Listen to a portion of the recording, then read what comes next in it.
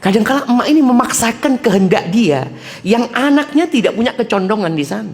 Semua harus belajar agama, iya kita setuju. Semua harus belajar agama, tapi tidak semua harus jadi ustaz. Enggak.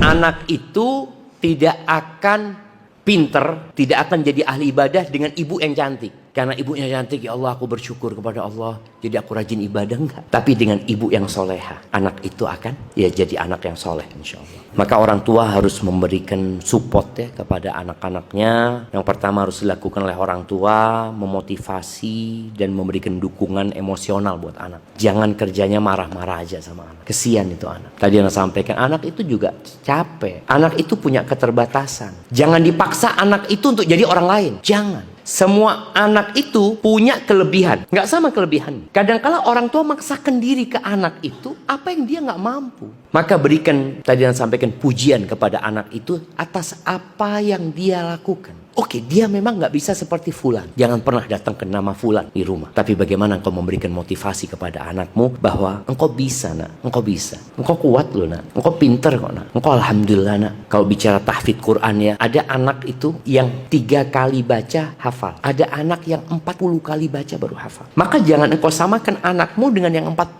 kali baca. Dipaksain. Nak, ini akalmu kayak apa sih? Masya Allah nak, astagfirullah. Bagi kalau sudah kayak gitu maknya, astagfirullah, astagfirullah. Itu anak sudah merasa dosa banget.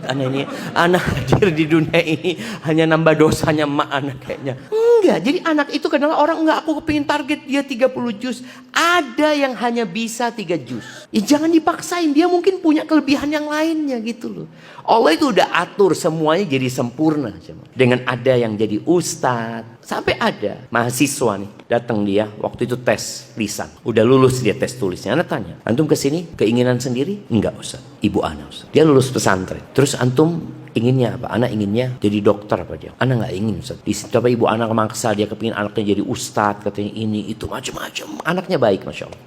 Anak ngomong, anak boleh telepon ibu antum? Boleh Ustaz. Anak ngomong sama emaknya. Akhirnya pulang deh. Kadang-kala emak ini memaksakan kehendak dia yang anaknya tidak punya kecondongan di sana. Semua harus belajar agama, iya kita setuju. Semua harus belajar agama, tapi tidak semua harus jadi ustaz. Enggak. Semua harus menghafal Al-Quran, iya.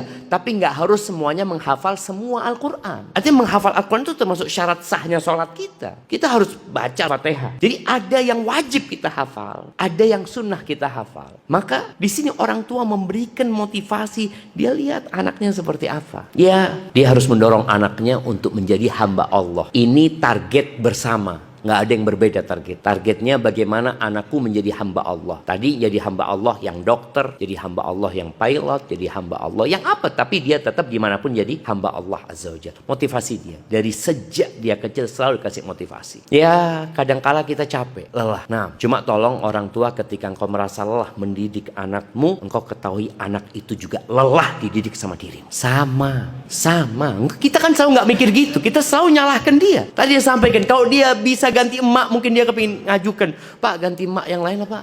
Kayaknya anak bodoh banget sama emak yang ini. Betul loh Cem. Makanya kadang-kadang dia diajar sama gurunya, dia jadi percaya diri, masya Allah. Tapi ketemu emaknya, aduh bentar lagi sudah salah lagi anak ini. Dia memang bisa menghafal cuma dua garis. Ya udah itu, jangan dipaksain dia harus 5 garis. Ini benar-benar orang tua harus memotivasi. Anak itu punya kelebihan, Allah sudah berikan kepada dia. Tinggal bagaimana mengarahkan. Masya Allah. Anak punya teman di pondok dulu jangan. Dia memang nggak cerdas, tapi dia nurut anak itu. Masya Allah. Kita lulus, dia jadi pegawai negeri, yang lainnya nggak jadi pegawai negeri. Ternyata dia punya kelebihan di sana. Ketika dia kelebihannya umpamanya komunikasi sama orang, ngomong sama orang. Ya sudah kita arahkan ke sana. Dia mau jadi apa nantinya.